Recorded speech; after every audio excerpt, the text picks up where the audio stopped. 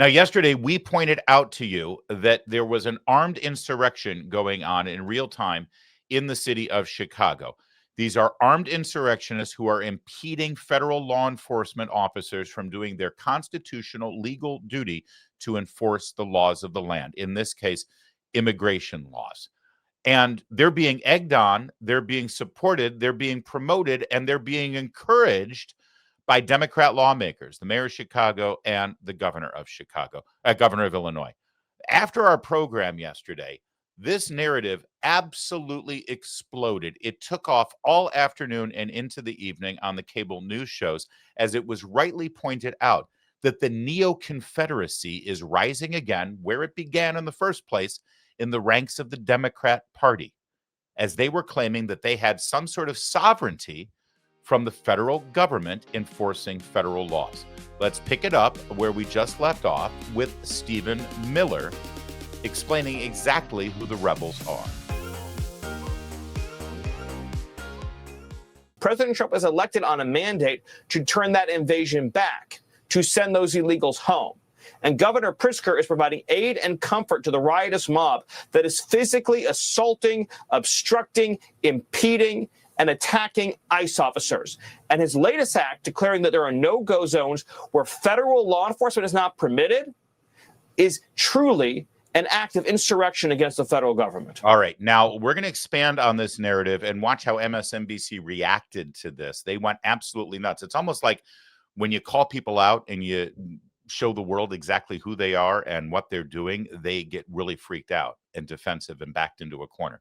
Ever happened to you in your life? Yeah, that's exactly what happened in real time on cable news, and it was hilarious.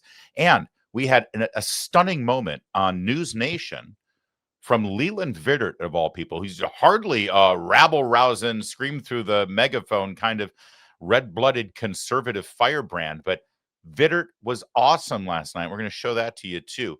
But let's first take you to late afternoon yesterday. Stephen Miller speaking to the media. I told you earlier about Pebble Beach with all those tents where you stand up and talk to the media. There they are. See the green tents I was telling you about? This is probably after his appearance on CNN, and he talked to the assembled media.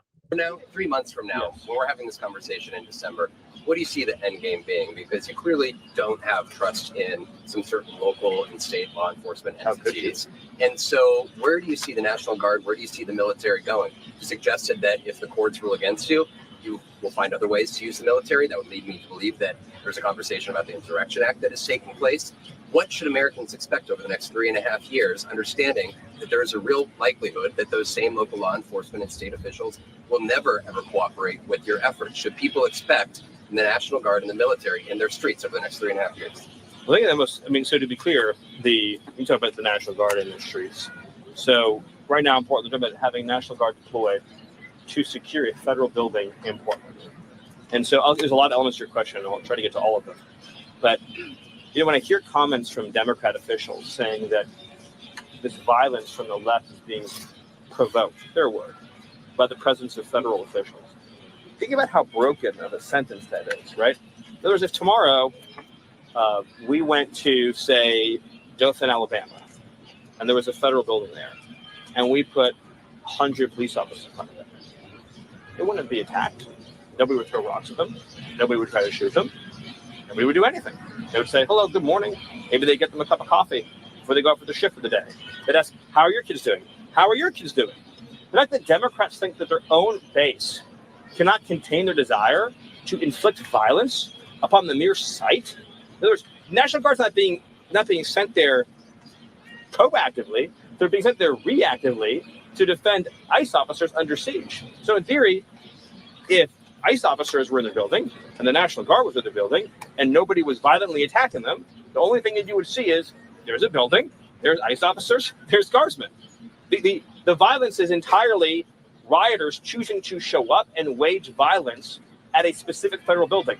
They've handed out flyers. I saw one a flyer recently, and it said, we need to mobilize around the Broadview facilities, this is in Chicago, to shut down ICE.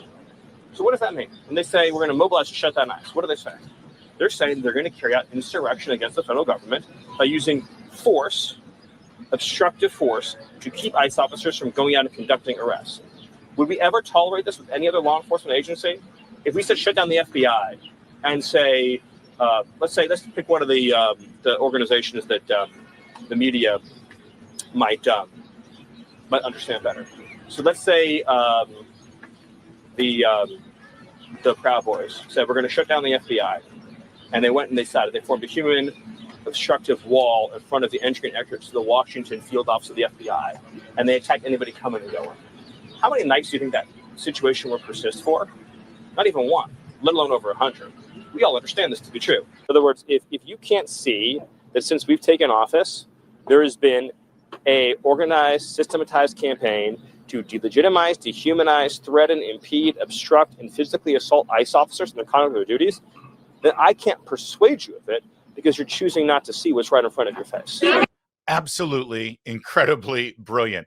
The logic in this answer and the facts in this answer are unassailable.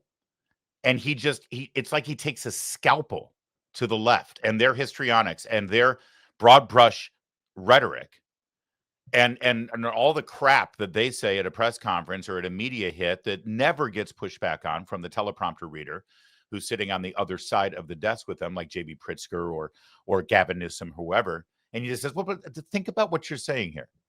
Think about who the real problem is. And let me just be clear, because you heard me use the word earlier, neo-Confederacy. That's who these lefties are acting like. The Democrat governor of Illinois, the Democrat governor of California, the Democrat governor of New York, of Michigan, the Democrats in Washington, D.C., who are egging on this behavior from these anti-ICE protesters, these Antifa types, who are creating human walls and human shields protecting criminals from ICE law enforcement, federal officers of carrying out their duty. This is not new. This is not new. This goes back many, many, many decades, even more than a century in the United States of America. And it all comes back to the Democrat Party, too. The Democrats would put on their gray uniforms and say, well, looky here now. You may not like our little peculiar institution that we have here in our state. You folks up there in Massachusetts, you just mind your own business. And don't you send down any troops from Washington, D.C. to tell us what we can do with the people who work in this state. You send your troops down here and you're going to see some trouble. Stay away from Fort Sumter. We got this handled here. And if you don't like the allusion to the 19th century war between the states, well, let's go into the 20th century. Because it was the same folks, the descendants of those Confederates who were saying, well, now you may not like the fact that we have blacks only and whites only fountains here, but that's our business in our state.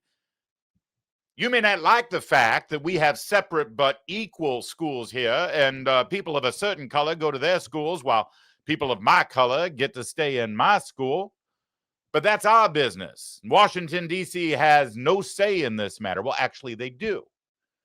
There's a supremacy clause in the United States Constitution.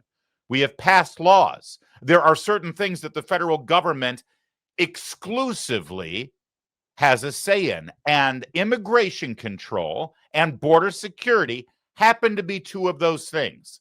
This is literally none of the state of Illinois' business. This is literally none of the city of Chicago's business. This is exclusively the federal government's business. But here we go again. They may have different accents there in Illinois, but I assure you, they are neo-Confederates who were standing there in the schoolroom doors saying, you get these federal troops out of here. We have our own business here. You may not like the fact that we exploit cheap labor from the third world who are here in this country illegally, taking jobs and resources from American citizens, but that's our business. You have nothing to say about it. That's exactly what's going on here. But the difference is they're coming with guns. That's what happened in Chicago over the weekend. They're coming with violence. Actually, now that I think about it, it's not that different, is it? It's just the same old story. Stephen Miller calling it out for what it is just now absolutely made MSNBC go into an intellectual doom spiral. They could not handle it. He occupies every inch of their heads. And I've got plenty of examples. Watch. Oregon Attorney General's lawyer last night was explaining, we filed a TRO to prevent deployment of the Oregon National Guard. They went another way and called in the California National Guard. We then came back to you with California asking to stop that deployment. And then we learned that they were calling in the Texas National Guard. So I think they are preparing for the pivoting of the Trump administration to another source of legal authority, not just turning to other National Guards. But now, if they are going to be thwarted in any effort to invoke Title X to deploy any National Guard, what other legal authorities are at their disposal? Well, we understand that the White House is floating the idea of the Insurrection Act, that Stephen Miller had a conversation with CNN today in which he sort of suggested that that may be a next avenue. In a conversation with our own Vaughn Hilliard today, he did not dispute that that was an avenue that they are considering going down. So I wonder, because he's talking about how he believes that these federal law enforcement officers might have broken the law in this raid specifically, and that he's going to use the full weight of the state to try to prosecute them if they have. Could they get into a scenario where Governor Pritzker tries to order state law enforcement officers to arrest federal law enforcement officers if they see them, in their estimation, breaking the law? I mean, that gets into a really, I don't know, is that possible? I mean, we'll find out. I think that he's going to be asked that during this news conference. But what would that be like? It would be horrible, because I think that the showdown between different forms of law enforcement. Yeah, it would be horrible, all right. It would be horrible because she knows that it would be completely unconstitutional, outrageous, and actually raise the specter of a civil war. I mean, even George Wallace didn't call his local state or sheriff's offices to stop the National Guard from making sure that Black students can go into an integrated school post Brown versus Board of Education. Will Pritzker go that extra mile?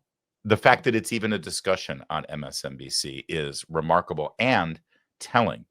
Now, that was the intellectual conversation on MSNBC. This show, boy, what a absolute pile of garbage this show has turned out to be. Joy Reid's show actually had some credibility to it compared to this thing. Watch how this conversation ensued. At the same time, What Michael is referencing is that I was so struck by some of what Stephen Miller said today and the way in which you can see them beginning to layer their lies, right? That there is a lie that they have told about immigration as a form of terrorism. That was their justification for using Alien Enemies Act, even though that has been struck down by courts. The lie that there is a left-wing cabal that is acting as terrorists. And now this lie that somehow showing up and protesting or expressing dissent is un-American and equivalent, if you have a judge stand beside you in affirming your right, quote, legal insurrection, right? That you can see that they have laid the groundwork, and then they lay more and they lay more. And then you get to the point where you're like, well, which part of this do I debate with you? Do I debate the part where I tell you that's not why immigrants are coming to this country? Do I debate the part with you where I say that there's not actually a left-wing mob that is trying to take over this country through illegal terroristic activities? Or do I argue with you the fact that when you have a duly appointed judge who says you're just not following the law, dude, that is not in fact an insurrection? yes, judicial review is not the same thing as legal insurrection. Okay, so first of all, nobody's calling what the judge did legal insurrection that I'm aware of, number one, although you can find one federal judge to claim that they can overturn the actions of the executive branch, knowing full well that the Supreme Court has already rejected those ideas and actually admonished federal judges to stop with these temporary restraining orders to stop the executive branch from carrying out their constitutional duty. And if a judge continues to insist on trying to do that, I don't know what other words you use other than legal insurrection, number one. But when we're using the term of the insurrection in Chicago right now, we're talking about the paid-for protesters who were going out organized, trying to actually stop law enforcement from doing their job. But do you hear the desperate cry of despair in their voices as they realize that they don't have the law on their side, that they have been losing left and right, and they can't stop this from happening. They know that, by the way, but they're continuing to inform their audience that in some way Trump is the one, Stephen Miller is the one who is violating the Constitution, and yet they can't point to one moment at any time during the last 10 months since Trump was sworn in that he has defied a court order. In fact, it's quite the opposite. It's their guy, Joe Biden, who bragged about ignoring the Supreme Court. Remember? I do. It got so bad on MSNBC that they had to call up this guy. Have you noticed how they bring this guy onto the air all the time? Is he a congressman? No. Is he a senator? Nah. Is he a governor? Nope. A mayor? Nope. This guy is a state legislator representing a little district in Tennessee. But they know when they bring him on that he's going to say something racially divisive and outrageous. And so, of course, he's got an open invitation. Also, forgive me, but, since AOC has now given us all permission to make fun of each other's appearance, is it me or is this a character from a Dave Chappelle skit? Right? If you're listening on the audio-only podcast, the guy's name is State Representative Justin Pearson of Tennessee. Go ahead and do a search on the image, and you'll see exactly what I'm talking about. Anyway, the Dave Chappelle character delivered. Particularly cities with Black leadership. Stephen Miller is a known white nationalist and supports white supremacist ideology. And so the fact that our city is going to be targeted, that my constituents and people who I care for. There you go. That's what we needed. See, the producers at MSNBC, maybe even the executives in the C-suite, they're like, hey, we've been watching the coverage today of Stephen Miller and Trump and ICE and Pritzker and Chicago. You guys haven't called him a white nationalist enough. You haven't said that this is all about targeting people of color. Can you get what's wrong, man? We've got a quota here and you haven't hit your mark. Yeah, get that guy in Tennessee on. He'll call him a white nationalist. I would love for Miller to start suing these people, but he's got too much else going on right now. He's kind of busy. All right, that turns us to News Nation, which has set itself up as sort of not conservative, not liberal. They got hosts of all different colors, but they're really trying to have a little bit more of a serious conversation. Leland Vittert, a great guy and a good newsman. He's been coming into his own lately in making sure that he doesn't allow people to come on and spew bullshit. And watch this moment when that's exactly what this guest tried to do. Why do you think that somebody protesting ICE has any more rights than anybody else? If I go stand in front of the FBI office and try to block an FBI agent from leaving, I get arrested. It's pretty simple. Why should those rules not apply to you? I don't think any of us have more rights than anyone else, but I think we have rights. I think we have the First Amendment, which I thought conservatives liked, but I guess not.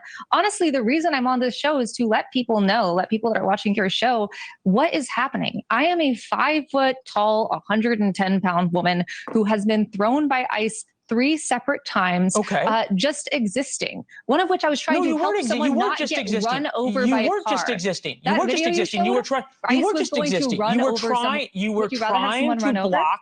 You were trying to block federal agents or assist those who are. I was trying to keep someone from getting maybe if the person wasn't standing in front of, maybe if the person wasn't standing in front of federal agents, that wouldn't be a problem. Look, you can talk over me all you want, but I want people to know this is what's happening on the ground, and you have rights. What's and I happening? know that things that I'm we're still being confused. tear gassed, that people are being taken from their homes. ICE agents repelled from Black Hawk helicopters and arrested naked children in the middle of the night. No, they didn't. That's been completely debunked. That's been completely debunked. Literally has not. I have watched. No, it really has. It's complete lies. And all they've got is lies. That's all they can tell you right now is lie after lie after lie. And I love that while she's saying that she's trying to exercise her First Amendment rights, look at the scene on camera here. I'll let it play without the audio. I thought conservatives liked the First Amendment. Here I am just exercising my First Amendment rights. Yeah, I don't know. It looks like it's something more is going on there than just delivering a speech, posting something on social media, writing an article. That's my First Amendment right to stand in the way of law enforcement and rough them up and impede federal agents from performing their legal and constitutional duty. You know that we're on the right side of this issue. You know where this is headed. And that's why I said yesterday, the showdown in Chicago is, in fact, an armed insurrection against federal law enforcement officers. Listen, I love the fact that Democrats are now suddenly loving the 10th Amendment and they're championing states' rights. It's actually hilarious. And by the way, I love the 10th Amendment too, and I believe that there are states' rights. This happens to not be one of them. A state does not have the right to dictate their own federal immigration policy. Obviously. Duh.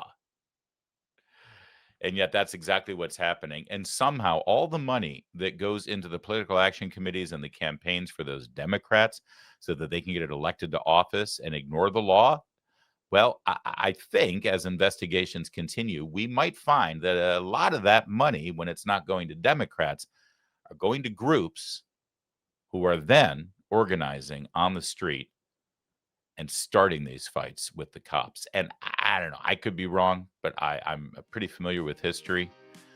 The people who are on the streets trying to fight with federal law enforcement officers doing their job, they end up being on the wrong side of history.